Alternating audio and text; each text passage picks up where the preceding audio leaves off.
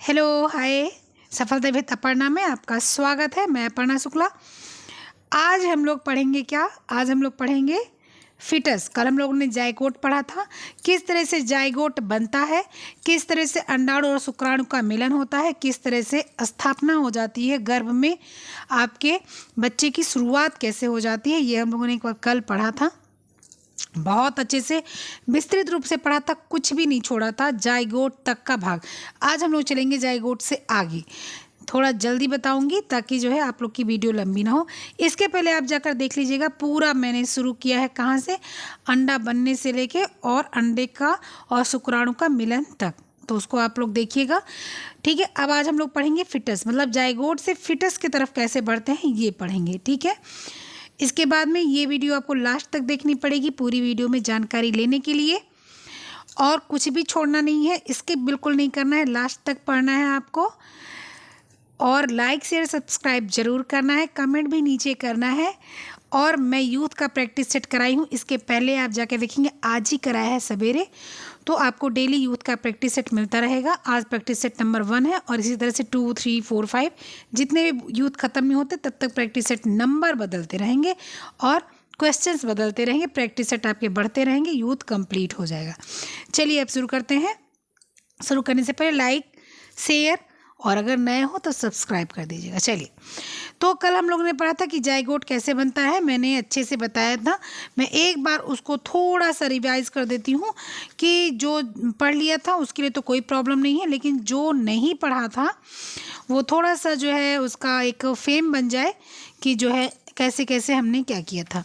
क्या था कि केंद्रक और मतलब महिला के शरीर से क्या निकला था, महिला के शरीर से एक जो है अंडाणु निकला था, विकसित हुआ और वो अंडवाहिनी में गया था, और शुक्राणु एक पुरुष के संभोग करने के बाद आया था। लाखों शुक्राणु में एक शुक्राणु जो है, जो सबसे परिपक्व अवस्था में सबसे स्वस्थ था, वो गया अंड नलिका में, दोनों को मिलन हुआ, दोनों जो है आपस में मिले, दोनों को प्रेम हुआ, प्रेम होने के बाद दोनों को संबंध बने, दोनों संबंध बनने के बाद में उसका केंद्रक और उसका केंद्रक दोनों मिल गए, और दोनों के जो है 23 क्रोमोसोम मिले, और 23 क्रोमोसोम उनके पास बचे रह गए।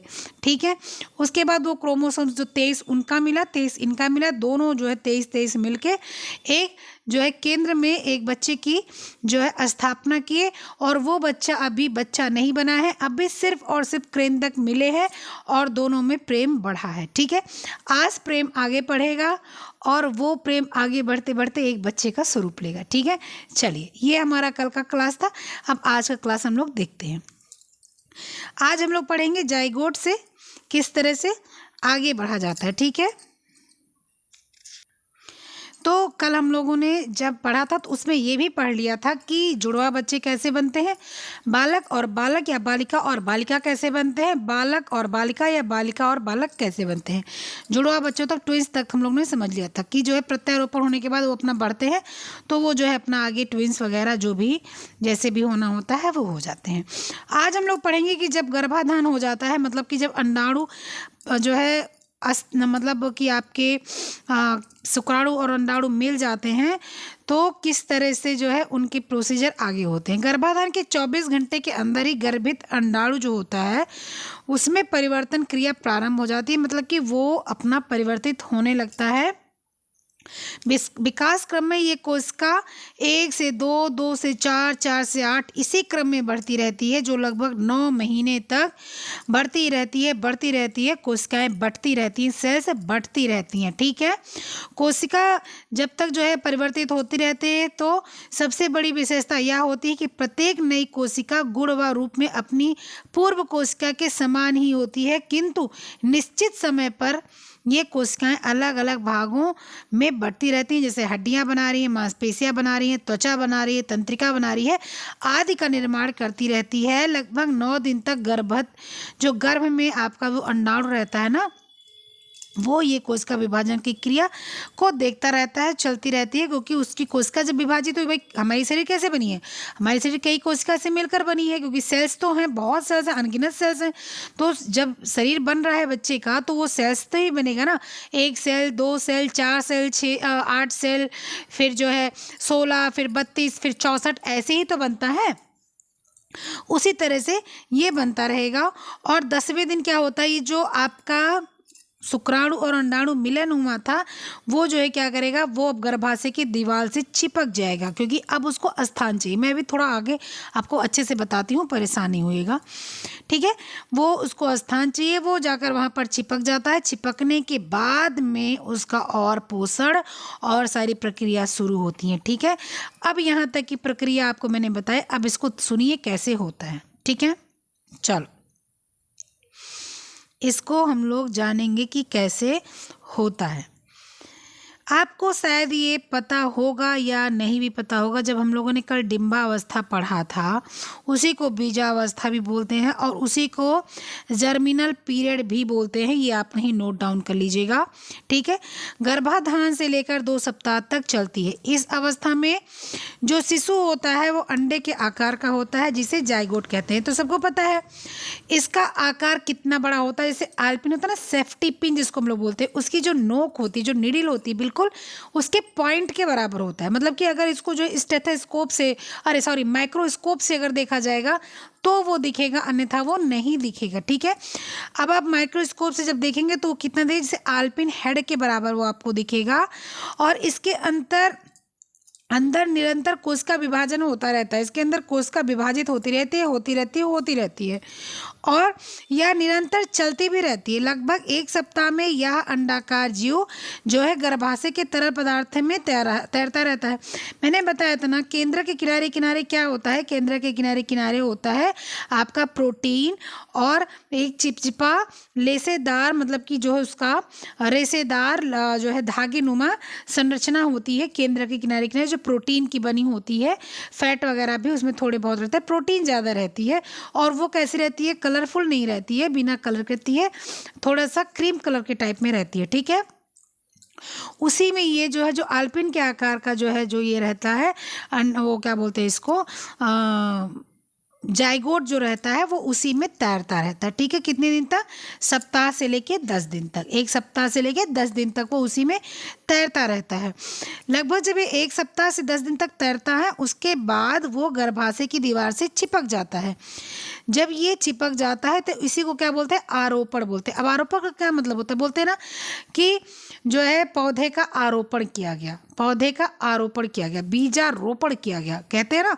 धान को क्या बोलते हैं, बीजारोपण किया गया, कहने मतलब बीज था और उसका हमने आरोपण किया, मतलब जो है फूल था, पौधा था फूल का, और उसको हमने मिट्टी खोद के उसमें सेट कर दिया, बैठा दिया और उसमें जो है दबा दिया, मतलब कि अभी आरोपित हो गया। अब यहाँ से हटेगा नहीं, अब तभी हटेगा जब ये सूख जाएगा, जब मुझे इसको बिल्कुल से काट के हटा देना होगा तभी हटेगा, हाँ।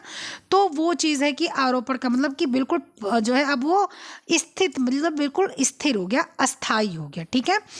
तो वो आरोपित हो जाता है।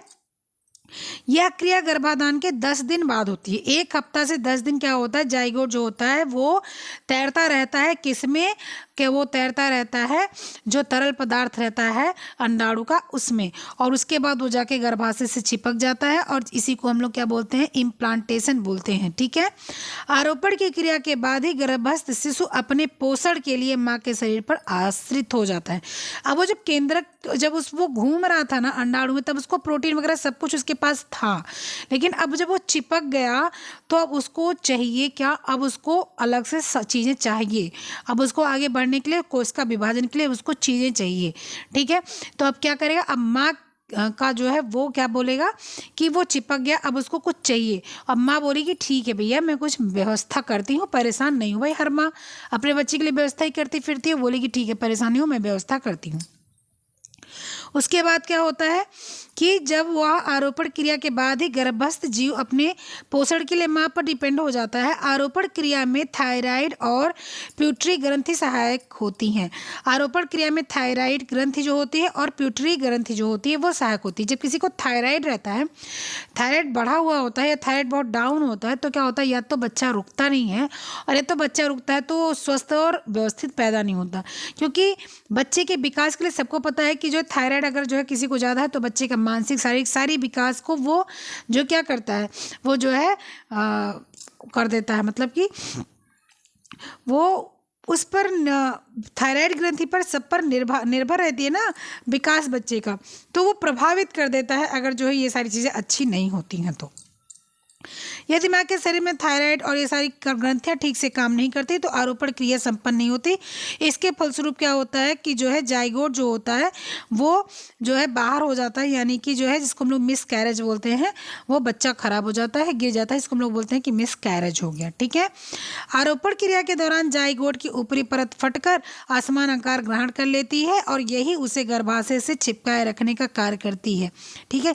यहीं से गर्भनाल की रचना प्रारंभ होती है। गर्भनाल से ही डिंब माता पिता के रक्त द्वारा अपना पोषण प्राप्त करता है। अब आप लोग सोचते होंगे ना प्लेसेंटा कैसे बनता है। अब देखो प्लेसेंटा कैसे बनता है। जब बच्चा जाके चिपक जाता है माँ के गर्भाशय में, तो जो उसका अंडाणु रहता है इसमें वो बना रहता है आल्पिन के पिन के द्वारा, वो फट जाता है। तो जब वो फट जाता है तो वही जो फटता है वही क्या करता है, प्लेसेंटा का निर्माण करता है। ठीक है। वही क्या करता है, प्लेसेंटा का निर्माण करता है, गर्भनाल का निर्माण करता है, और गर्भनाल से ही डिंब माता और रक्त द्वारा अपना पोषण माता के रक्त द्वारा अपना पोषण करता है। अब वो प्लेसेंटा क्या हुआ, वो जो है माता बच्चा तो जुड़ गया वहाँ से, अब वो फटा, अंडा फटा, और अंडा जो है क्या हुआ, वो जो है माता का प्लेसेंटा बना, बच्चे का और माता को प्लेसेंटा के माध्यम से उसने जोड़ दिया, और अब उसी से बच्चे का सारा पोषक तत्व तो खून वगैरह सब उसके शरीर में जाने लगा। ठीक है। तो ये आपका क्या हो गया, ये आपका हो गया कि आपकी जो है इतनी जो है प्लेसेंटा तक की स्थिति होगी। अब जब वो प्लेसेंटा में बच्चा आ गया, प्लेसेंटा से माँ की चीज़ों को पाने लगा, उसको जो है पोषक तत्व तो मिलने लगे। उसको पोषक तत्व तो क्या मिलना, उसको जो है माता का जो शरीर का खून है उससे वो जो है बच्चा बढ़ने लगा। आप लोग उदाहरण में सुनते हैं ना कि मैंने अपने खून से पाला है तुमको, तो ये उदाहरण गलत नहीं है, खून से ही पल रहा है ना। वो माँ जो प्लेसेंटा जुड़ा हुआ है गर्भनाल से और उसके नाभि से बच्चे के, तो वो जो खाती पीती है वो बच्चे के नाभि के माध्यम से बच्चे को तैयार कर रहा है। अब कोशिका विभाजन हो रही है, उसी से उसकी हड्डी तैयार हो रही है, उसी से उसका मांस तैयार हो रहा है, उसी से उसकी त्वचा तैयार हो रही है, उसी से उसका नस तैयार हो रहा है, उसी से उसका दिमाग तैयार हो रहा है, उसी से उसकी जो है सारी जितने भी जो है अंग हैं सारे तैयार हो रहे हैं। किसी से, कोशिका विभाजन से। और कोशिका विभाजन के लिए क्या चाहिए, ब्लड चाहिए, और ब्लड कहाँ से मिलता है, माँ से मिलता है। इसीलिए जो है जब बच्चा गर्भ में रहता है तो माँ को हर चीज़ अत्यधिक चाहिए, क्योंकि वो खुद को तो पाल रही है, साथ साथ अपने बच्चे को भी पाल रही है। तो क्योंकि जो वो खाती है उसका 1/3 जो है करीब आधा से ज़्यादा 1/3 भाग वो बच्चे के पास चला जाता है। ठीक है। अच्छा, ये चीज़ें आपकी हो गई डिम्बावस्था। कल मैंने डिम्बावस्था कैसे प्रत्यारोपण हुआ था ये बताया, और आज मैंने बताया कि डिम्बावस्था से कैसे प्लेसेंटा जुड़ता है। आप लोगों ने ध्यान से सुना होगा। आप लोग इसको बस ध्यान से खूब अच्छे से 2 बार सुन लोगे, आपको बिल्कुल तैयार हो जाएगा।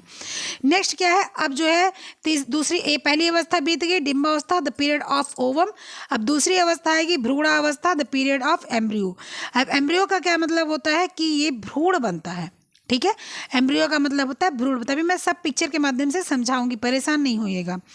यह गर्भकालीन विकास की दूसरी अवस्था होती है जो तीसरे सप्ताह से लेकर, क्योंकि 1 सप्ताह से 10 दिन तक तो वो भ्रूण जो है केंद्रक में घूमा, मतलब कि वो अंडाणु में घूमा, और उसके बाद में वो जाके गर्भाशय से चिपका, और गर्भाशय से चिपकने के बाद प्लेसेंटा बनाया। इसमें 2 हफ्ते की प्रक्रिया लग गई, 2 हफ्ते का समय लग गया। ठीक है।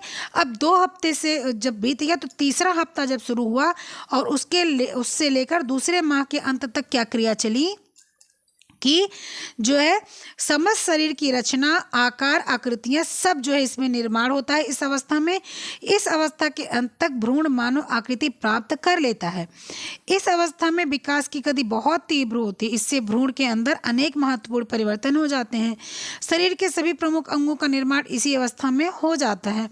दूसरे माह के अंत तक भ्रूण की लंबाई 1.25 इंच, मतलब कि 1.25 इंच हो जाती है।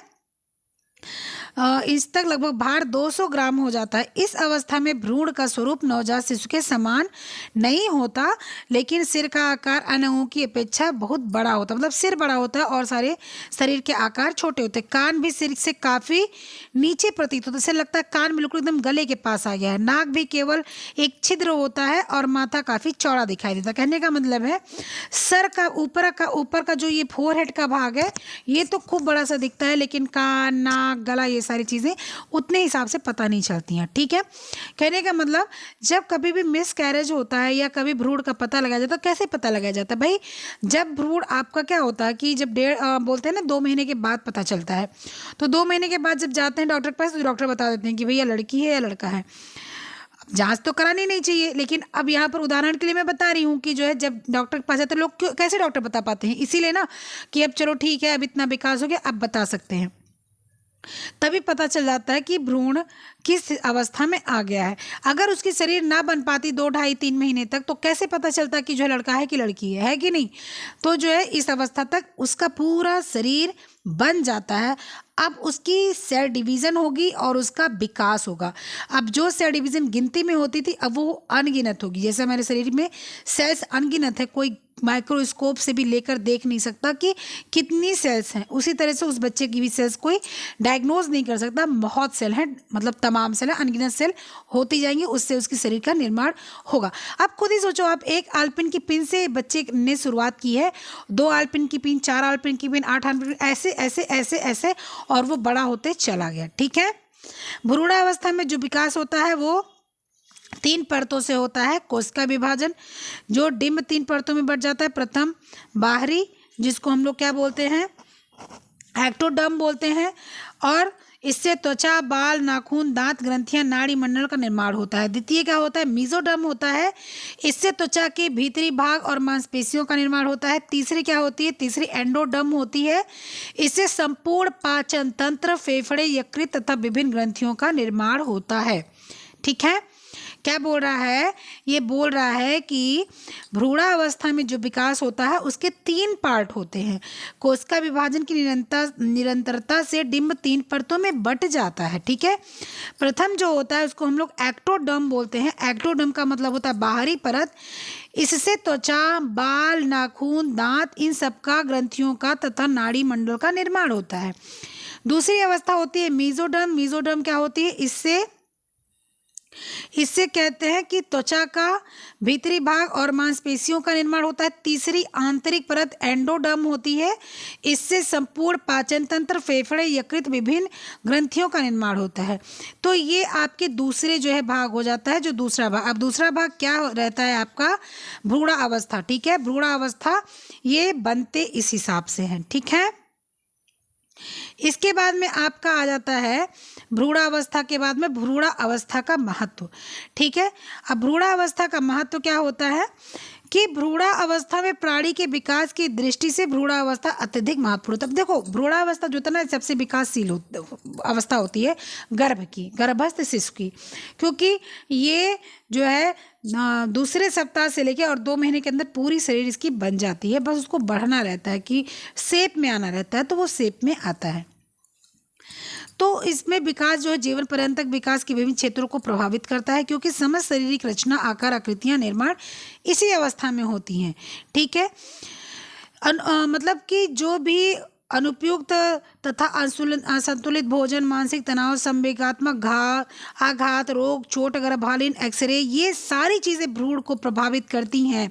अतः गर्भवती महिलाओं को जो है इन सब चीज़ों से इस तरह से निपटना चाहिए कि सब अच्छा हो और महिला अच्छे से खाए पिए, अपना ध्यान रखे, ये सारी चीज़ें करे, जिससे गर्भ में पल रहे शिशु को कोई भी समस्या ना आए, गर्भपात ना हो, ये सारी समस्याएं ऐसी ना आए। भ्रूणावस्था में प्लेसेंटा का विकास भी बहुत तीव्र गति से होता है। प्रारंभ में यह पतली धागे के समान रचना होती है, परंतु धीरे धीरे यह अंगूठे की मोटाई के आकार की हो जाती है। एक ओर या भ्रूण से तथा दूसरी ओर या नाभि रज्जु से जुड़ी होती है। ठीक है, हमारी जो नाभि होती है ना उससे जुड़ी होती है, और दूसरी तरफ ये भ्रूण के नाभि से जुड़ी होती। ठीक है, तो ये जो दूसरी ओर या नाभि रज्जु से और एक ओर वह भ्रूण, तथा दोनों से ऐसे जुड़े होते हैं, जिससे क्या होता है, बच्चे को जो है सारे आहार मिलते हैं। ठीक है, भ्रूणावस्था में ही भ्रूण के चारों ओर थैली का निर्माण हो जाता है।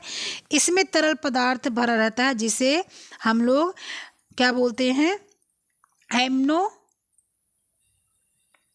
एमनियोटिक सक कहते हैं। ठीक है, इसी को हम लोग क्या बोलते हैं, एमनियोटिक सक बोलते हैं। यह तरल पदार्थ भ्रूण को चोट आदि से बचाता है, शिशु विकास के साथ साथ सुरक्षात्मक थैली भी प्रदान करता है। इसमें तरल पदार्थ भरा होता है।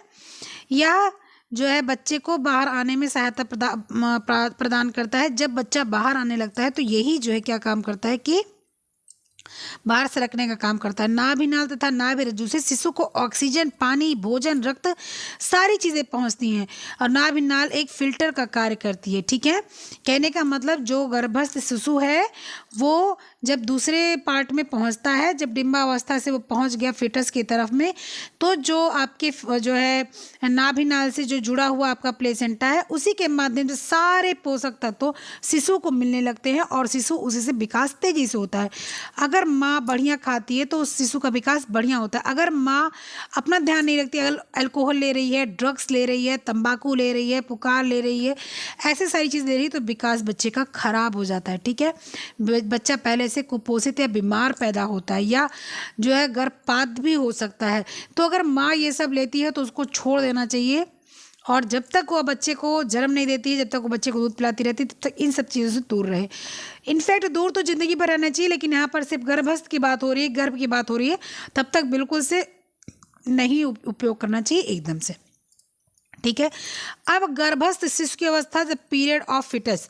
अभी हम लोगों ने क्या पढ़ा, दूसरा हम लोगों ने पार्ट पढ़ा था क्या, द पीरियड ऑफ एम्ब्रायो। अब देखो एम्ब्रायो और फिटस अलग अलग अंग्रेजी के शब्द, लेकिन हिंदी में उसको भी भ्रूणावस्था बोलते हैं, उसको भी भ्रूणावस्था बोलते हैं। लेकिन एक चीज़ है कि हम लोग फिटस का जो है गर्भपात करवा देते हैं या फिटस का गर्भपात हो जाता है, एम्ब्रायो का गर्भपात करवा देते हैं, एम्ब्रायो का गर्भपात हो जाता है। फिटस का गर्भपात जो है जब बच्चा मर जाता है तो उसको करवाना पड़ता है, अन्यथा वो गर्भपात के जो उसमें बहुत कम आता है। ठीक है, क्योंकि फिटस बढ़िया बच्चा बन चुका होता है, क्योंकि वो जो है अब दूसरा महीना उसका पूरा हो जाता है, तीसरे महीने की शुरुआत से लेके वो लास्ट तक अब चलता रहेगा। ठीक है, अब हम लोग यहाँ पर पढ़ेंगे कि किस तरह से उसकी जो है वो होती है, विकास होते हैं आखिरी जो महीने होते हैं उसमें। ठीक है, आखिरी जो 6 महीने 7 महीने होते हैं उसमें किस तरह से बच्चे का विकास होता है ये हम लोग पढ़ेंगे। आप लोग ने पहला दूसरा महीना पढ़ लिया, अब हम लोग आ जाते हैं तीसरे महीने की तरफ। तीसरे महीने में प्रत्येक महीने गर्भस्थ शिशु का भार तथा आकार में वृद्धि होती है। तीसरे माह के अंत तक लंबाई 6 सेंटीमीटर, भार 3/4 औंस का हो जाता है। हाथ तथा पैर की उंगलियां बन जाती हैं। समस्त शरीर की पतली मुलायम गुलाबी रंग की त्वचा आ जाती है। गर्भ का पोषण अब गर्भनाल से नाभि द्वारा होने लगता है। अब गर्भ का जो पोषण है वो गर्भनाल से नाभि द्वारा होने लगता है। ठीक है, चौथे माह में क्या होता है, शिशु का सिर थोड़ा बड़ा हो जाता है तथा सिर पर छोटे छोटे बाल भी आ जाते हैं। इस समय शिशु की लंबाई 11 से 13 सेंटीमीटर तथा भार 110 ग्राम हो जाता है। ठीक है, ये जो मैं लंबाई और भार बोल रही हूँ उसको ध्यान से सुनिएगा। हाथ तथा पैर की उंगलियां और नाखून बन जाते तथा कमर स्पष्ट हो जाती है। मसूड़े के अंदर दांतों के विकास की प्रक्रिया प्रारंभ हो जाती है। गर्भवती की पेट का आकार भी अब बड़ा होने लगता है।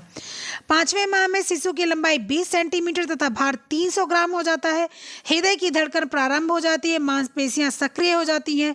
शिशु की क्रियाशीलता में वृद्धि हो जाती है। समस्त आंतरिक अंग भी अपना कार्य प्रारंभ कर देते हैं।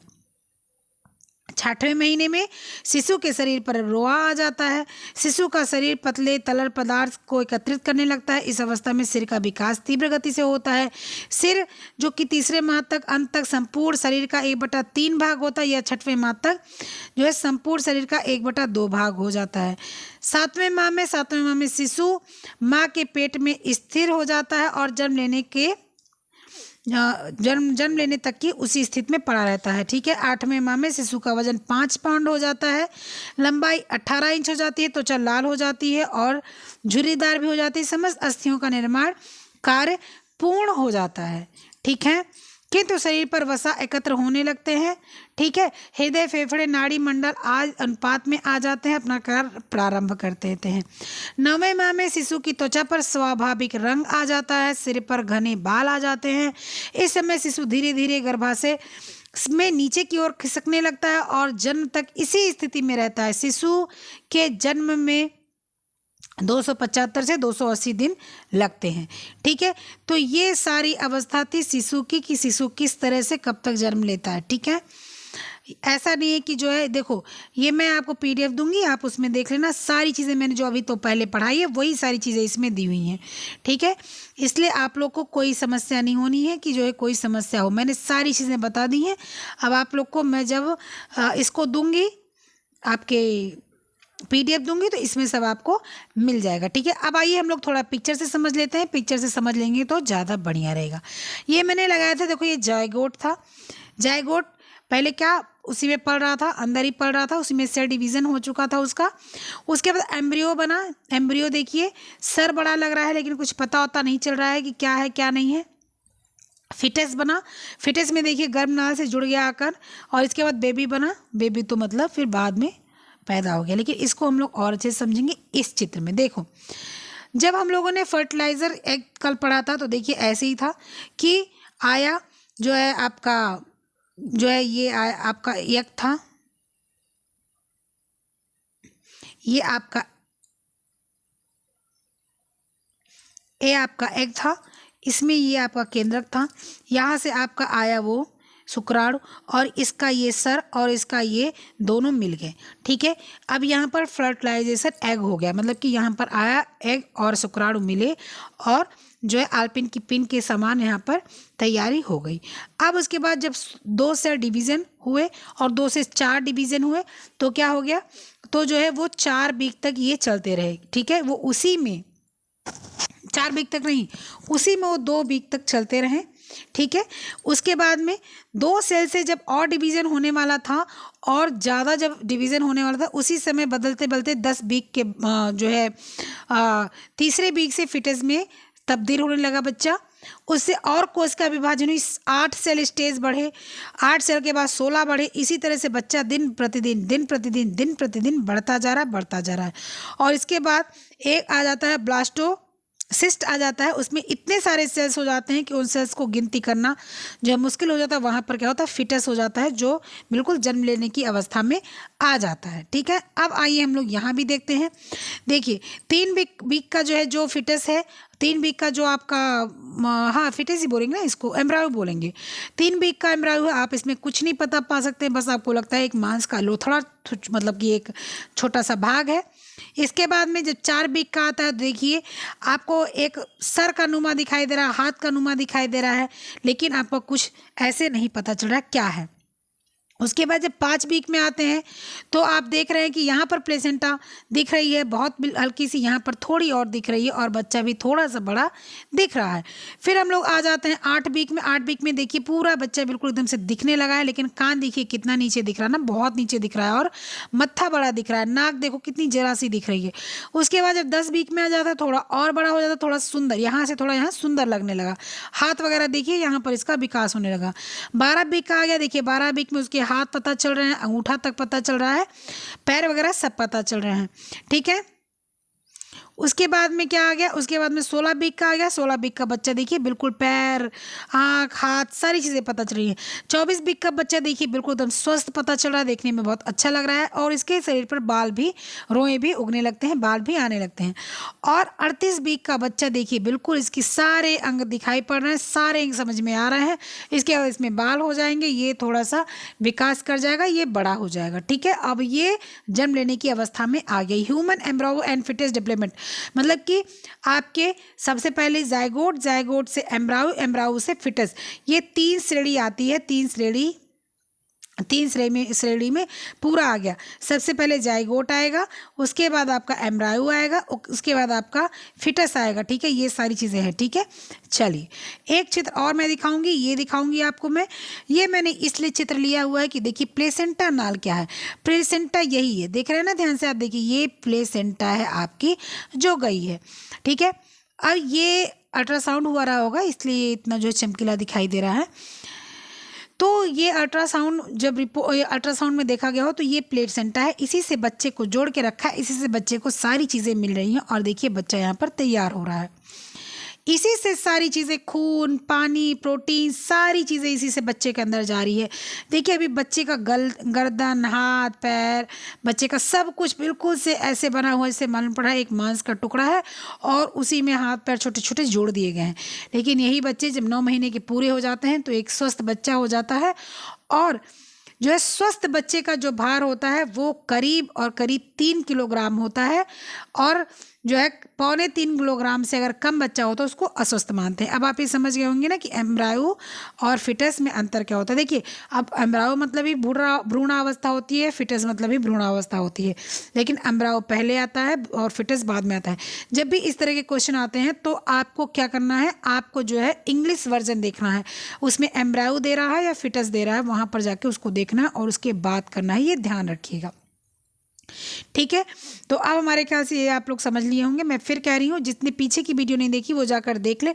कल हम लोग इसके आगे पढ़ेंगे कि जब माँ के, अच्छा ये तो मैंने बच्चा देख लिया, अब माँ के घर में जब बच्चे आते हैं तो माँ को क्या समस्या होती है, किस तरह से इनका जो है प्रसव होता है, क्या होता है, सारी चीज़ हम लोग समझते चलेंगे। ठीक है, चलिए आपको मैं एक चीज़ यहाँ पर बताना चाहूँगी, ठीक है, कि जब मैं आपको ये दूंगी कि मैंने आपको ये बताया था कि ये सारी चीज़ें मैंने बताई थी, मैंने ये नहीं बताया था कि जब आपका बच्चा 9 महीने का हो जाता है तो वो कितना वजन का हो जाता है, ये मैंने नहीं बताया था ना शायद आपको। ये देखिए, जब बच्चा 8 महीने का हो जाता है 1.9 किलोग्राम 40 सेंटीमीटर का हो जाता है, शरीर पर बल आ जाते हैं, त्वचा लाल रंग की हो जाती है। और जब 9 महीने का बच्चा हो जाता है तो 2.75 किलोग्राम का हो जाता है, और 45 सेंटीमीटर, 2.75 मतलब 2.75 किलो, और 45 सेंटीमीटर हो जाता है, सिर पर घने बाल आ जाते हैं, वसा वगैरह एकत्रित हो जाती है। ये सारी चीज़ें मैंने बताई हैं, जो नहीं बताई होंगी वो भी बता दी हूँ, चित्र के माध्यम से सब कुछ समझा दिए हैं। आपको हम जो है ये सारी चीज़ें जो है दे देंगे, किस में दे देंगे, पीडीएफ में दे देंगे। पीडीएफ से जुड़ने के लिए आपको क्या करना है, आपको यही नंबर नोट कर लेना है, 94 55 83 65 97 9455836590, ये व्हाट्सएप नंबर है। आपको सारे जो है पीडीएफ्स इसी पे मिलते हैं। और एक चीज़, कोई भी क्वेश्चन हो तो आप इससे पूछ सकते हैं, कोई भी समस्या हो तो पूछ सकते हैं आप, ठीक है। और टेलीग्राम लिंक मैं डिस्क्रिप्शन में दे दूंगी, इसलिए आप वहाँ से लीजिएगा, वहाँ से अपना सब देख लीजिएगा, समझ लीजिएगा। क्वेश्चन जाते हैं उसमें आप क्वेश्चन भी ले लीजिएगा। और ये नहीं, अपने यहाँ पर मैं वॉइस नोट डालती हूँ, उसको मैं टेलीग्राम पे भी डालती हूँ, तो आप दोनों ज्वाइन कर लेंगे। इससे आप क्वेश्चन अपने कुछ हो तो उसको पूछ सकते हैं, और वहाँ पर आप क्वेश्चन और वॉइस नोट दोनों पा सकते हैं। ठीक है, चलिए फिर मिलते हैं नेक्स्ट वीडियो वॉइस नोट और क्वेश्चन के माध्यम से। तब तक के लिए बाय, खूब पढ़िए, मस्त रहिए, खुश रहिए। और हाँ, एक चैनल और है मेरा, उसको आप लोग ज्वाइन कर लीजिएगा, उसमें डेली मैं समाचार बताती हूँ, डेली का। मैंने अभी रिसेंटली उसको शुरू किया है, आज दूसरा दिन था, तो आप लोग जुड़ जाइए, रोज़ आप लोग वहाँ समाचार पाइए। ठीक है, चलिए, ओके, बाय।